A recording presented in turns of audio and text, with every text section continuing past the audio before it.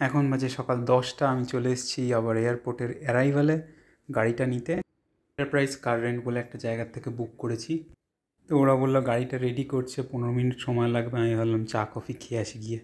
গতকাল আমাদের ঘুমোতে ঘুমোতে প্রায় 2:30 হয়ে গেছিলো। গতকাল ক্যাম্পিংয়ে চেক ইন করতে অনেক রাত হয়ে গেছিলো, তাই রাত্রিবেলা ভুতুড়ে লাগছিলো, কিন্তু সকালবেলা উঠে বেশ সুন্দর লাগলো। ক্যাম্পিং গ্রাউন্ডটা একটু পরেই দেখাচ্ছি। এখনই ফোন এলো গাড়ি রেডি, তো এখন গাড়ি নিয়ে ব্যাক টু ক্যাম্পিং।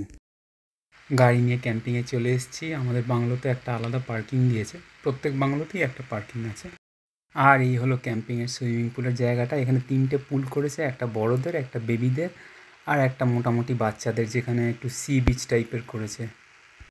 আর ওই যে খয়েরি রঙের ঘরগুলো দেখা যাচ্ছে, ওইগুলো হচ্ছে বাংলো। টোটাল 5টা বাংলো আছে, 5 নম্বরটা আমাদের দিয়েছে একদম চূড়ার উপরে।